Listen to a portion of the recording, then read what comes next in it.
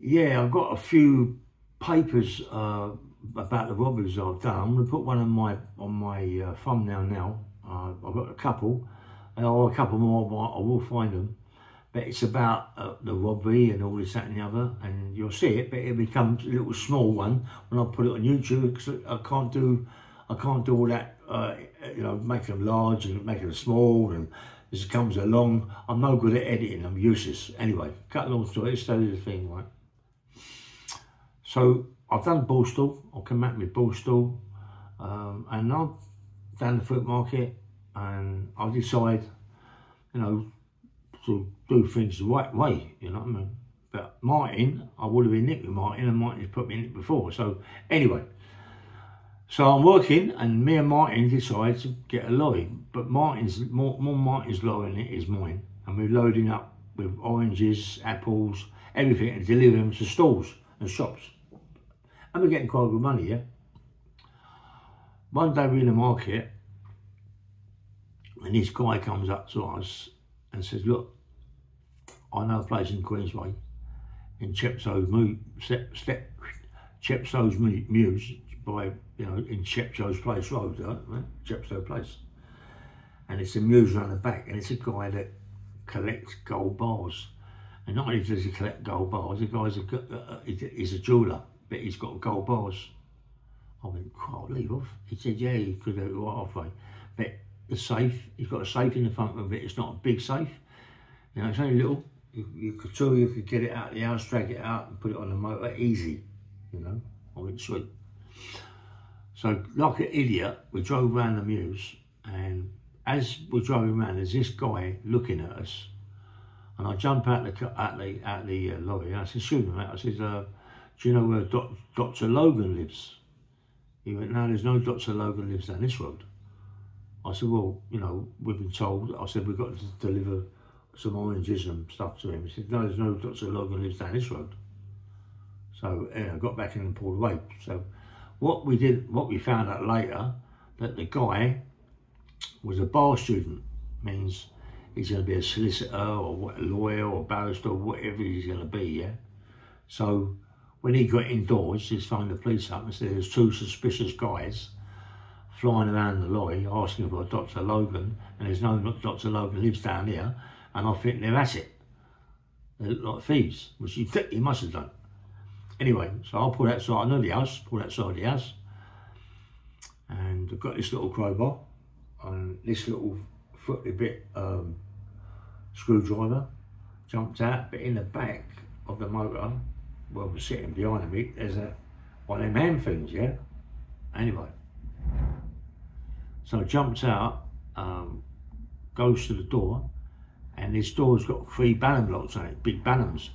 And Ballon locks are virtually impossible to get in with. You've got to take the whole frame out. You've got to really smash it to pieces to get in. Well, it's better to do the door, you know? So I'm thinking, I'm trying to smash it open with a crowbar and the screwdriver. And also I look out and I see the old Bill going to the driver's door where Martin is and dragging him out and throwing him in the van.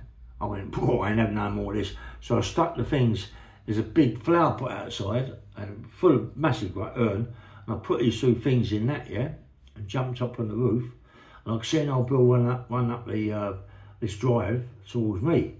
So I got on the roof. I don't like heights, but it was a flat roof, right? I don't like heights, but I'm up there, yeah? So I'm going to scale the other side, which is about 15, 20 foot the other side. You know, so I've got to scale it, get down and jump down. So the old Bill's trying to get up, he gets up, I jump down, and now I don't know what to do, you know, so I'll run to the left, and to the left is a garage and a wall, and in front of me is another wall, right? But if I'd have carried straight on, I would have come out into the main road, Chepstow Road, I could have gone, yeah? I was really fit, boxing, yeah? So what I done a quick left by the garage and the wall and run to the end, because I'm panicking, the adrenaline, I can't get over this wall, it's about 10 foot. I can't get over it, yeah? So I decided, I've got to go back now, you know, and put my hands up to it, you know, whatever, try and get away, push them or whatever. As I'm walking down towards him, he's got hold of me around the shirt, really, like that. I went, "Hold up." what are you doing? I went, stop all that, yeah? And he hit me on the chin, boom. He hit me on the chin, well, straight away, boxer, training to be a professional fighter, bang, crash, I smashed him to pieces. He's hit the floor, but with that, he's hit the floor, he's pulled me on top of him, yeah? And he's a big, big man. And I had a picture of him on the News of the World. His all his face is all scaffolded up and everything, yeah? But I had a picture of him. But he was a big old Bill, and he took liberties, trying to bully me, yeah? His old Bill, that's what it's his job, I suppose. I've hit him, he's hit me, or whatever, yeah?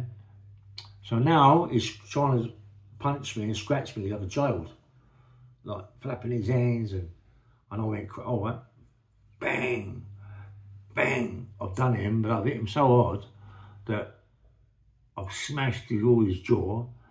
I split the palate from the front right to the back of his gullet, yeah? And he was in a bad, bad way, right? And I eventually get home, down my road, Mill Hill Road, and I'm walking down the top of my road and it's quiet. I can't believe how quiet it is. It's not usually that quiet. It's usually traffic, you know?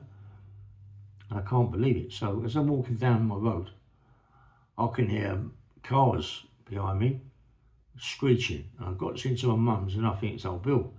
And it is old Bill.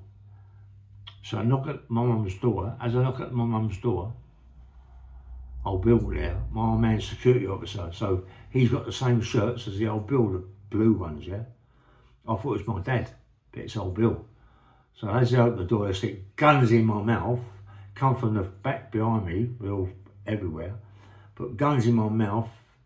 I went, whoa. Being I know how they are, being I've just chinned old Bill and I'm in trouble, but they don't know it's me, well they do know it's me, I've got grassed up, but anyway, I pulls down my trousers in front of my mum. I've got pants on. I said, Mum, I've got no marks on me, darling. I lift my jacket, my coat off, my t-shirt off. I've got no marks on me, Mum. Look, if them people, if I've got no marks on me now, if they take me away and I'm bashed up, you know it's them. They go, get out, they put me down, take me out in the motor.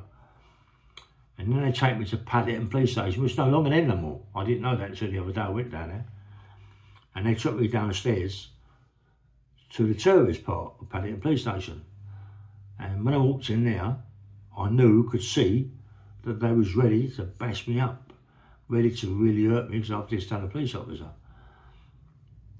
So they undone the cuffs, and I went over to a big table.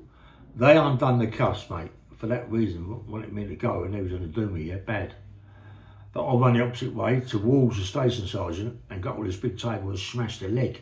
Big wooden chair, big wooden leg, yeah, the old-fashioned tables. I went, come on, you bastards, you're going to get it. And all of a sudden, this station sergeant, top man from upstairs, come down and said, leave me alone. Leave me alone, he's in enough trouble now. He's in terrible trouble. He ain't going to see daylight for a long time. He's in trouble, leave me alone. So then they took me from there to just down the road to, what's it called? Not Paddington. Anyway, took me down the road to another police station. And took me down there, mate. And when they got me in there, I'm in the cell, and this guy called Treen, Inspector Treen, and he come over to me and started talking to me, and he stunk. His breath stunk. All over, I think my other police station, his breath stunk, yeah, all over my face, and I pushed him away. And they tried to steam into me a little bit, and he said, no, leave me alone. And then they shut me down and walked out. Didn't cuff me up, it was all right, it was sweet. I'm going to get charged in a minute. Shut the door, and this big black screw, I looked through the big flap, and it says, you wanker, and all this, give me grief, mate, really give me grief. And I said, come in here. Come in, I'm just up to turn pro. I'm just up to get my licence with Georgie Francis and Mickey Duff, yeah? Come in here. I said, come in here, mate. He went, no, all that done. He said, you're in trouble, son. So anyway, fuck off, you've got nothing on me. I'm sweet, yeah? But how did you know where I lived? Do you know what I mean? And of course, then I put two and two together. It's Martin, isn't it? But I didn't know he was in the same police station as me. Arrow Road, that's the Arrow police station, that's the Arrow Road. I didn't know he was in the same police station. Arrow's no longer there now. So I'm sitting down, all of a sudden I heard, they must have been in there with him, yeah? He's going, Ray, Ray. And they've got these little flat windows, and I walked up. Who's that? He says, Martin. I said, Martin? Martin? Who's Martin? Martin Worsfold, you cunt. You've nearly killed that police officer. What are you talking about? You've hit him with a paving slab. You've nearly killed him. What? And I can't now. What are you talking about? Do you know what I mean? And I fucking can't believe it. And I said, I never hit him no paving slab. I hit him with my fist. Now I've already put myself in it, haven't I? Because I've already admitted to something. And they come crashing through my door. Not too clever, mate. Come crashing through my door, put me on the floor, give me a fucking kicking, and then they charged me with attempted murder, GBH, Section 18, and all that shit. Being what is it?